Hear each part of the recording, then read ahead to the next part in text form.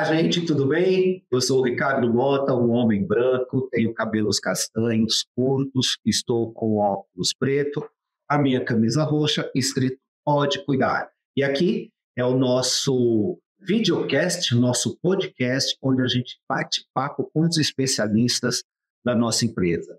A gente traz informações do corporativo, dos médicos e de pessoas que estão contribuindo e nos ensinando a trabalhar em rede.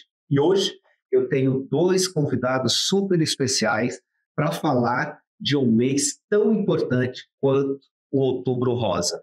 Eu tenho aqui comigo a doutora Bruna Zucchetti. Acertei agora? Certíssimo. Muito bem. Que é especialista em câncer de mama e oncologia clínica do Hospital 9 de Julho. Isso mesmo. Seja muito bem-vinda e obrigada. Obrigado por aceitar esse desafio de bater esse papo com a gente. Eu que agradeço, para mim é um prazer enorme estar aqui com vocês hoje. Bacana. E tenho também aqui o Dr. Ângelo Bezerra, que é especialista em saúde da mulher e combate ao câncer de mama, é isso? Perfeito, Ricardo. E conta pra mim, você é meu parente, você sabe que eu sou Ricardo Bezerra Mota? É verdade, você sabe que eu acho que eu tenho milhões de parentes, né? Todos os Bezerras eu falo, certeza que você é meu sabe qual é o problema Bezerra? O meu veio lá do Ceará. O meu é do Ceará também. Ah, meu Deus do céu, vamos descobrir isso já. Exatamente, já. E é gigante, família gigante, né? Exatamente. Bom, mas em primeiro lugar, queria agradecer o convite, Ricardo, estar aqui com a minha amiga Bruna também, a gente falando sobre esse tema importantíssimo aí, que é a conscientização, né, de saúde, que acho que é o foco nosso, né? Nós levantamos todo dia de manhã para promover saúde. E promover saúde também é se comunicar. Então, com certeza. É um prazer. Obrigado pelo convite. Eu que agradeço o tempo de vocês. Eu quero começar com a Bruna. Bruna, eu vi aqui, né, eu estava lendo a tua experiência, que o pessoal me passou uma cola aqui sobre a tua formação. Eu vi que você passou pelo Instituto Europeu de Oncologia em Milão. Delícia, Milão, né? Maravilhoso. Foi maravilhoso. Você estudou e já aproveitou muito aquela cidade, não é? Foi, verdade. Foi um tempo muito bom na minha vida. Bom, o Instituto Europeu de Oncologia, ele, na verdade, é um instituto onde ele drena boa parte dos tratamentos de câncer de mama na Europa. E foi lá onde foi desenvolvido o tipo de cirurgia que a gente mais faz hoje em dia. Que eles tiraram o tamanho da cirurgia, né? Então, foi lá que foi desenvolvido o jeito que os cirurgiões operam hoje em dia, de fazer só uma retirada do tumor e uma avaliação axilar, sem fazer aquelas cirurgias que comprometiam muito a parte estética e funcional das mulheres, né?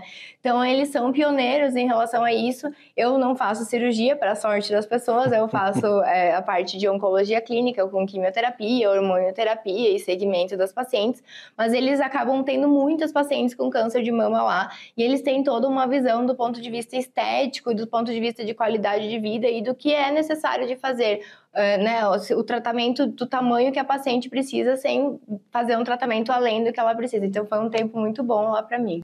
Muito bacana. E essa experiência internacional é bem bacana também. Ah, com certeza. O público é diferente, as pessoas são diferentes no sentido do contato, da cultura. É diferente, não é? Porque assim, a Itália é um país latino, então eu acho que difere um pouco quando a gente vai fazer estágio ou experiências nos Estados Unidos, né? Em que lá, eu acho que os médicos são muito mais matemática a conversa. Eu acho que a Itália, por ser um país latino, se assemelha muito ao jeito de conversar, e é o jeito que a gente discute, né, as decisões compartilhadas do que os brasileiros, sim. A gente só não fez a sua audiodescrição para quem não está te vendo, mas está ouvindo tanta informação bacana e inteligência. Por favor, se autodescreva aí para as pessoas imaginarem como é a doutora Bruna. Nossa! Vamos lá. Então, eu sou uma mulher, eu tenho cabelos loiros, até um pouquinho abaixo da altura do ombro, olhos castanhos, estou usando uma camisa azul. Mais alguma coisa? Não, já tá. Acho que é isso. É isso, muito bacana. Obrigado, a gente volta a conversar. Doutor Ângelo, conta para mim, você está como coordenador médico de oncologia clínica lá do Lefort Liberdade, certo? Perfeito. A oncologia clínica com foco em tumores de mama e ginecológicos. Experiência de 10 anos de atuação. Como é que é isso? Você se formou aonde? Bom, deixa eu fazer minha autodescrição, né? Por favor. Então, eu sou um homem de cabelos ruivos, né? Uma coisa mais excêntrica. É diferente, né? Branco, olhos castanhos e estou me vestindo com um terno azul escuro e uma camisa branca. 10 anos de experiência em oncologia, né, Ricardo? Na verdade, toda a formação médica, antes de chegar na oncologia, a gente precisa passar pela formação primeiro, faculdade de medicina, né? Então, toda a formação médica, depois a gente passa por uma residência que a gente faz a parte de clínica geral e aí depois vem para a área da oncologia, né? E o que eu costumo dizer é que quando a gente tem o foco na oncologia, a gente acaba lidando com coisas que às vezes a gente não lida na prática das outras especialidades, né? Que é o fato da gente lidar com uma doença que traz tanto medo, né? E tanto medo e tantos mitos também, que é uma coisa importante. Mitos, né? Porque às vezes eu acho que tem um estigma muito grande ainda relacionado ao câncer e também ao câncer de mama, que apesar de tudo ter mudado tanto ao longo do tempo, esse estigma ainda continua e é muito forte. Às vezes vem antes do que qualquer coisa. Tem a ver com preconceito. Sim. Tem a ver com aquilo que tá ali na minha cabeça de algum jeito, sim, a fama ou o que me contaram. Então, assim, tenho isso, acabou. Né? Então, muitas vezes a gente, né, Bruna, a gente lida com essa doença, enfim, diariamente. Muitas vezes as pessoas têm preconceito até de dizer sobre a palavra câncer, né? Colocam múltiplos sinônimos, né, Bruna? Aquela doença, exatamente. Assim, né? Eu vou falar porque pode piorar, né? Exato, exatamente. É como se fosse chamar a doença, né? Então, o que eu sempre falo entre os colegas, entre os pacientes conhecimento é poder, né, Bruno? Então, que eu acho que, assim, antigamente, a gente está falando há alguns anos atrás, realmente o câncer em geral, os pacientes evoluíam muito mal, as possibilidades terapêuticas eram muito mais limitadas, né? Então, eu acho que, assim, os sintomas, os eventos adversos das terapias eram muito ruins. Então, eu acho que fica um estigma que vem de geração em geração. Apesar de tudo isso ter mudado tanto ao longo do tempo, esse estigma ainda continua. Ainda fica. Porque mudar uma cultura é difícil. Muito difícil. Né? Não é muito difícil. Mudança de hábito é complicado. E até a informação, a gente falava antes de começarmos, a importância da comunicação. Sim. De falar, e ainda assim a informação não chega. Com certeza. Já que a gente está falando de informação, estamos aqui para falar um pouco sobre o Outubro Rosa. O que é o Outubro Rosa, na opinião dos especialistas, e para que serve o Outubro Rosa? Vai lá, Bruna. Tá. Bom, acho que essa é uma ótima pergunta. O Outubro Rosa, ele nasceu no início da década de 90, realmente como um mês de conscientização, principalmente para levar com que as mulheres, a gente sabe hoje em dia que todas as mulheres, né, acima de 40 anos, tem indicação de fazer a mamografia anualmente para um rastreamento do câncer de mama. 40 anos. Aqui no Brasil, no geral, a não ser que tenha algum fator que faça com que essa mulher antecipe a idade do início da primeira mamografia. Mas, no geral, pela Sociedade Brasileira de Mastologia, a ideia é que todas as mulheres acima de 40 anos realmente façam a mamografia anualmente. Tá?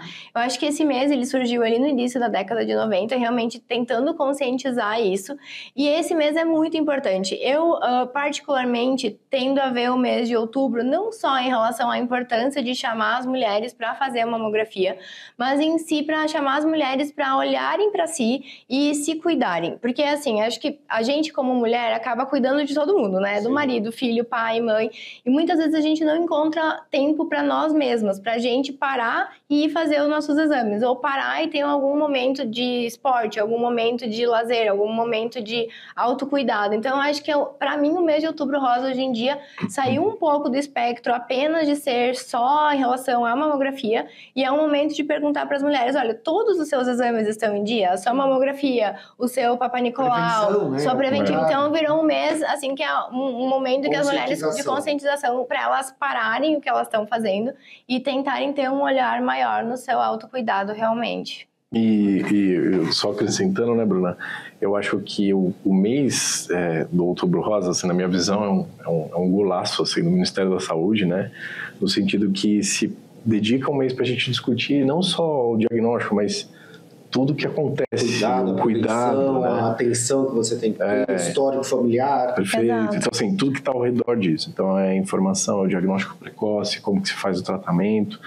essa interação, muitas vezes, entre os especialistas, né? Que, por exemplo, eu já fui convidado, por exemplo, para uma instituição de mulheres que jogam tênis, quer dizer, é muito legal essa Exato, interação. acho que essa questão de hábitos de vida, né, também é super importante também. Super conta para a saúde, né? Super conta, e principalmente para o câncer de mama. Então, obviamente, aquilo que a gente sempre fala, mas o óbvio também é necessário a gente falar, né? Não fumar, evitar bebida alcoólica, fazer exercício físico, controle do peso, evitar a obesidade. Eu acho que esse mês ele tem que vir à tona por essa questão do autocuidado, e a gente sabe que isso são fatores que influenciam muito no câncer de mama. O mês é importante para a conscientização, mas o cuidado é contínuo. São todos os dias. Com certeza. Exato. Ó, tem aqui mitos e verdades. Primeiro, outro dia eu vi um bate-papo, né, seu, que eu achei muito bacana, que a gente incluiu sobre pessoas trans, né? Sim. Falamos sobre pessoas trans. Homem também pode ter câncer de mama? Perfeito. Pode, com certeza. Então é muito importante a gente dizer isso, né? Então, embora sejam tumores mais raros na população masculina, né, Ricardo? É muito importante que a gente entender que câncer de mama pode acontecer em homem, né? Na maior parte das vezes, o que está por trás disso é alguma síndrome genética, mas é muito importante saber que o homem pode também ter. Embora seja mais raro, é fundamental dizer que o diagnóstico pode acontecer, sim. E só um adendo, aproveitando, se o Ângelo me permite. No caso dos homens, como o homem tem pouca glândula mamária, né, comparado com a mulher, normalmente ele é diagnosticado por conta de uma queixa palpável. Então, o homem mesmo sente alguma diferente aí na mama. Então, aqui é importante, se caso sentir alguma coisa diferente na mama, não deixe de ir procurar uma avaliação. 3 semanas atrás eu atendi na Unidade da Liberdade um caso de câncer de mama em homem. A gente tem. E ele veio, a queixa dele era aumento da mama, dor, né? Exato. Então aí quando a gente fazia os exames, fizemos a biópsia, ele estava realmente com câncer, a gente encaminhou para cirurgia. E eu pensei que era só curiosidade também. Não. Sutiã apertado causa câncer? Não. Isso é mito. Mito. Não causa. Quem tem histórico familiar está fadado a ter câncer? Não é verdade, muito embora nós sabemos que o diagnóstico, principalmente parentes de primeiro grau, a gente aumenta esse risco, mas é uma estatística, né, Ricardo? Eu sempre falo para os pacientes, né? Estatística não é certeza.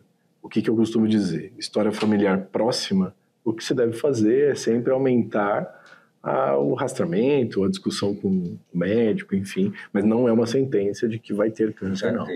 Mamografia dói demais e não vale a pena fazer? Então,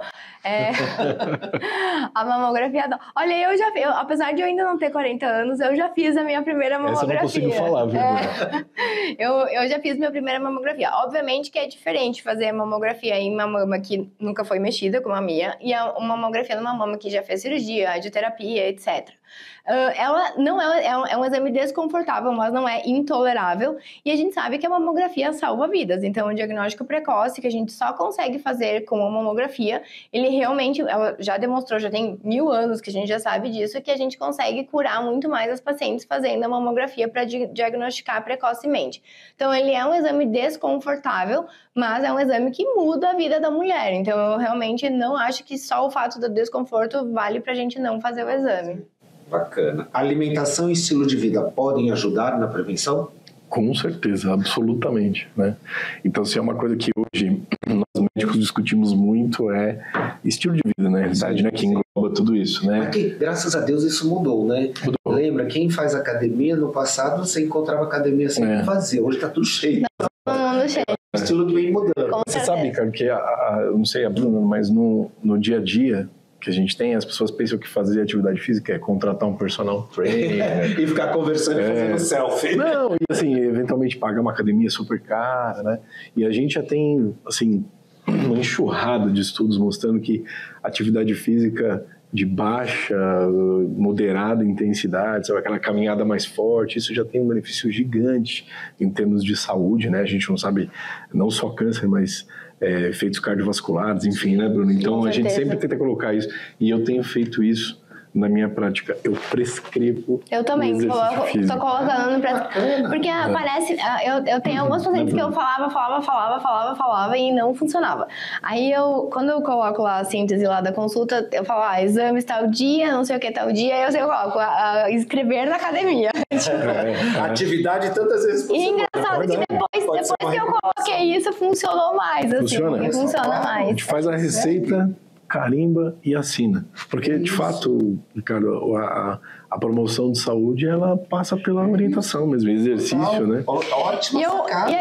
E aqui puxando um pouquinho pra gente também, eu vejo que a gente médico, por incrível que pareça, as pacientes se influenciam muito naquilo que a gente faz. Então, por exemplo, eu sou médica, não sou uma rata da academia, mas o fato de eu ir pra academia e eu postar que estou na academia, eu fiquei impressionada quanto engajou as pacientes de fazer isso.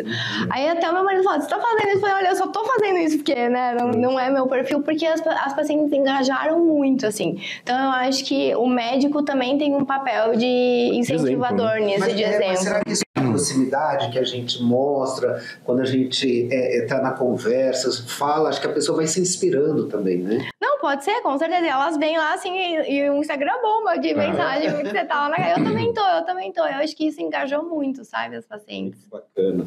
Prótese de silicone aumenta o risco de câncer de mama? Quer falar, Bruna?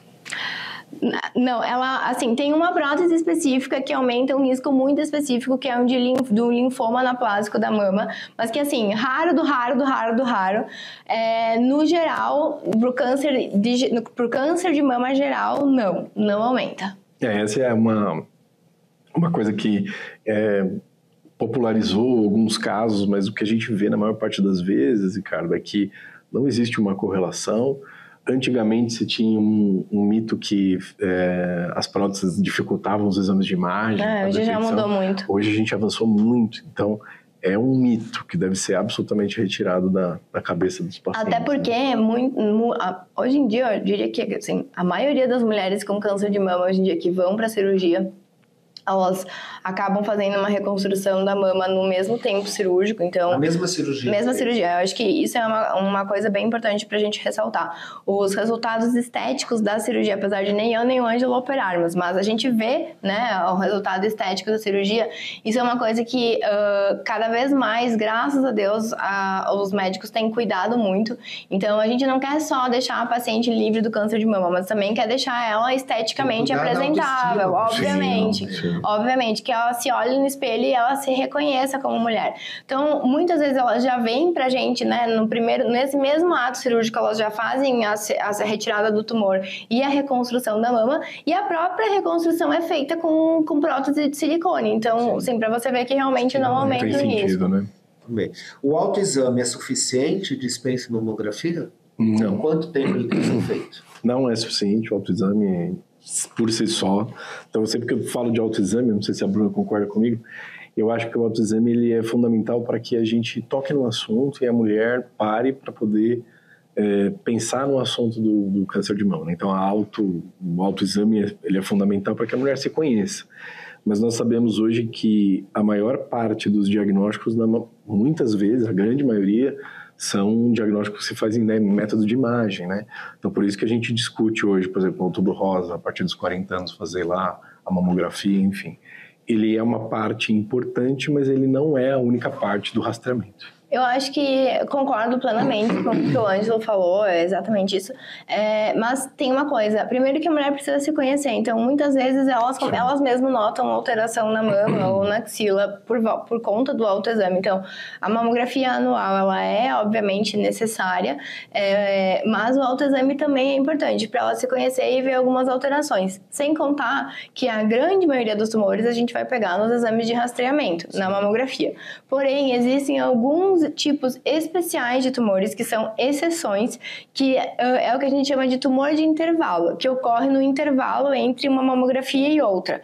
E aí, esse tipo, que é uma exceção da exceção, mas que pode ocorrer, muitas vezes a gente acaba diagnosticando porque a mulher palpa alguma coisa. Diferente no corpo, é um caroço, é uma sensação. Ou o mamilo pode inverter, ou a mama fica mais vermelha, enfim. Então, eu acho que o autoexame, ele não exclui a mamografia, mas ele também é fundamental. Tanto pelo toque quanto pelo visual. Exato. Ele é importantíssimo, né, no diagnóstico, mas muitos pacientes perguntam para o doutor, eu não sentia nada. Né? Exato. E na grande realidade, Ricardo, quando a gente tem um tumor de mama já palpável, né, na maior parte das vezes, né, Bruno, a gente já tem que, às vezes, tomar condutas um pouco mais avançado. E é onde que a gente tem que insistir que a gente ganha do câncer. Essa é a verdade. A gente ganha do câncer quando a gente está no início. E é por isso que é tão importante essa prevenção. Né? Completar a frase agora. Cuidar da saúde da mulher é... Eu acho que cuidar da saúde da mulher é cuidar de um todo, assim. O que eu vejo, muitas vezes eu vejo por mim também e por nós, colegas médicos. A gente se envolve tanto em tantas outras coisas que a gente se esquece de nós mesmas. E eu acho que pra gente poder cuidar da nossa casa, dos nossos filhos, maridos, né, própria academia, aqui que você gosta da academia. Paciente, tudo isso, a gente precisa estar bem e a gente tem que estar 100%. E pra gente estar 100%, a gente precisa se autocuidar. E aí eu acho que engloba tudo, né? Desde os exames médicos até a questão, eventualmente, espiritualidade, qualidade de vida. Eu acho que todo o bem-estar geral, eu acho que isso é fundamental. Então, contribui para a vida. Com certeza. Doutor Ângelo, vamos lá. Cuidar da saúde da mulher é? Eu diria que é se conhecer. Se conhecer. Eu acho que muitas vezes foi como a Bruna falou, né? Eu como uma cabeça masculina, às vezes, né, pensando, a gente acaba ficando focado em uma determinada coisa, né? A mulher, ela tem essa capacidade maravilhosa de olhar para milhões de coisas ao mesmo tempo, né? Mas nunca se esquecer que a saúde dela é em primeiro lugar, visto que ela vai poder executar todas as outras tarefas que ela faz tão bem, né? Então, eu acho que saúde implica em autoconhecimento. E esse autoconhecimento não é só físico, né? Eu acho que por exemplo, saúde hoje é saúde física, espiritual, mental, né? Então, acho que isso é muito importante. É um combo, né? Eu sempre acho, né? Eu sempre bato na tecla com as minhas pacientes de que a gente estando bem, a gente consegue cuidar dos outros e fazer todo o resto muito melhor. Bacana. Eu vou falar uma palavra e vocês completam com o que vem à mente. Um dia feliz. Eu acho que o dia feliz é quando você está completo, seja ele com a sua família ou com as pessoas com quem você gosta ou trabalha. Eu acho que é se complementar. Acho que é isso. Um dia feliz para mim é isso. Pegando o gancho, família. Olha, para mim, família acho que realmente o elemento mais importante da vida. Quando a gente constitui família ou a família que, né, nos deu origem, eu acho que tudo isso é quem dá pra gente a força para seguir adiante e a gente faz, né, eu acho que é o motor que leva a gente a fazer tudo no dia a dia e você poder chegar e dizer, olha, tô fazendo tudo isso que é pra minha família mesmo. Então, eu vejo como um alicerce e também como um motor para poder fazer as coisas andarem. Nós somos mais de 34 mil colaboradores na empresa, 80% são mulheres. Qual a dica? Bom, eu acho que a dica primeiro que eu reforçando, né, Bruna, o autoconhecimento, de fato, assim, acho que para todas as pessoas, se eu pudesse dizer isso, né? O que te faz bem, o que te faz mal, né? Como que você se sente bem, né? Então, avaliar o ambiente das pessoas que estão ao seu redor. Então, acho que o autoconhecimento, porque é aquela velha história, né, cara? Então, por exemplo, como que eu vou me cuidar se eu não sei o que me faz bem? Então, eu acho que esse autoconhecimento se eu pudesse dar uma dica, eu acho que é nessa forma, né? Eu acho que é saber qual é o teu caminho. Então, não tem como você colocar e terceirizar isso, né? Não existe modelo pronto, nem um livro. Você tem que descobrir qual que é o seu caminho, né? Então, o que te faz bem, né? Então, eu sempre faço essa pergunta para as pacientes, né? E eu brinco que nós somos como se fosse uma panela de pressão, todos nós, né? Então, você tem pressão por todos os lados e aí você tem que ter um pininho ali para poder escoar essa pressão. E não é o mesmo meu, não é o mesmo da Bruna, acredito que não deve ser o seu. Então, por isso que é importante esse autoconhecimento. Na minha visão, é fundamental. Bruna? Eu vou bater de novo na tecla, acho que é autoconhecimento e autocuidado. E um pouco também de autoamor e autocompaixão, sabe? Que eu acho que muitas vezes nós, mulheres, a gente quer ser tipo assim, se cobra demais, quer ter tudo perfeito, família perfeita, trabalho perfeito, não sei o que perfeito. Isso tem história. Um dia a gente fala sobre diversidade, a gente vai saber por que isso acontece. Isso, e assim, e é impossível, né? Sim, então eu acho que talvez a gente se abraçar um pouco e dizer, tá tudo bem, a gente tá fazendo aquilo que é possível, porque na vida que a gente leva hoje em dia, esse dar conta de tudo, assim, é meio enlouquecedor. Então eu acho que talvez dizer para as mulheres... A quantidade de informações a gente recebe Exato. que não acaba nunca, né? Cada tem algo Então, novo. acho que talvez é para as mulheres um pouco também de auto-amor e autocompaixão, que eu acho que tá faltando um pouquinho aí. E acho que tá todo mundo precisando. Mulher trans e homem trans no câncer de mama. Fundamental, né, Bruno? Na verdade, o que a gente precisa sempre colocar é os fatores de risco, Ricardo, eles são os mesmos, né? Então, por exemplo, mulheres trans, né, que fazem lá as suas reposições hormonais, enfim, acima dos 5 anos, enfim, essas mulheres, elas precisam entrar dentro do método de rastreamento de câncer de mama. Então, discutível a partir dos 40, 50 anos, né? Então, o que a gente precisa sempre colocar é qual é o risco que está envolvido ali, né? Então, é super importante. E o que eu acho que também é muito mais importante do que a gente colocar como uma idade, enfim, é como que a gente vai abordar isso. Porque a maior parte dos casos é porque tem muito preconceito envolvido, não sabe qual é o lugar que vai procurar, né? Sim. Como que vai ser abordado, então isso é fundamental. Não sei o que o Bruno pensa disso. Não, eu acho que o que o Ângelo falou é isso mesmo, mas basicamente, assim, quem faz reposição hormonal com estrogênio, né? Sim. A gente sabe que tem um risco aumentado de desenvolver câncer de mama. Tem lá um landmark dos 5 anos, mas obviamente que isso é uma questão de estudo. Então, eu acho que se for fazer uso de alguma reposição hormonal nesse tipo, né? Eu acho que vale a pena também ter uma atenção especial à saúde das mamas. Muito bem. Curiosidades. Café, vinho, chocolate. Nossa! Eu tenho que escolher um deles? Tem que escolher. Não, porque assim, tem aqui uma curiosidade que a Bruna gosta de café, vinho e chocolate. Eu gosto de tudo. Na verdade, eu gosto dos 3. Eu acho que depende do momento do dia.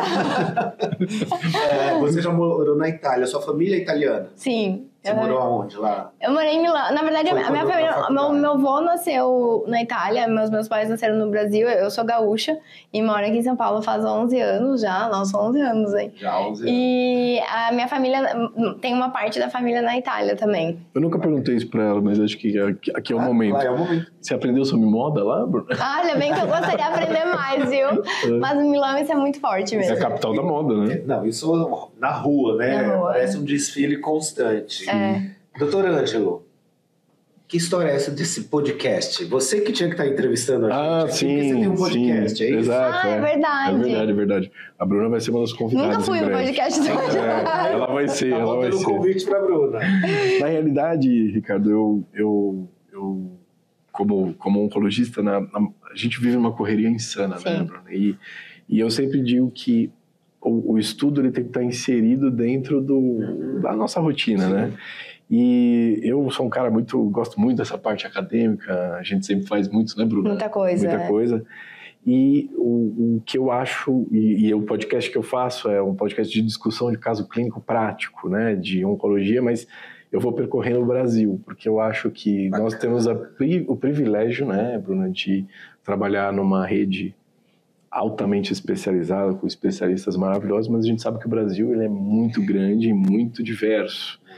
Então, o que a gente tenta fazer é sempre discutir um caso com um colega que está bem afastado dos grandes centros, enfim, para saber a realidade. Traz o tema para Exato. E aí, esse é o podcast que a gente faz lá. E qual que é o endereço do podcast? São 34 mil Olha só, aqui, que oportunidade, né? Ele chama Pratica Onco. Pratica Onco. Isso, é um podcast que a gente faz de discussão de casos clínicos, para tentar realmente abranger o Brasilzão aí, grandão, né, que a gente sabe que é muito, muito, muito diferente qual que é o acesso à saúde, né? Acho que é uma coisa que a gente também tem que colocar aqui. A gente está falando de uma empresa como a nossa, né? Que é de fundo, né? Que faz a difusão de saúde, mas a gente sabe que é muito, muito diferente, né? Eu imagino que, por exemplo, tratar câncer de mama em São Paulo, muito provavelmente a gente tem o privilégio de fazer o que há de melhor, mas eu fico imaginando no interior, sim, enfim. Até a informação chegar, todas as oportunidades. O acesso, né, Bruna? Se às vezes em São Paulo é complicado.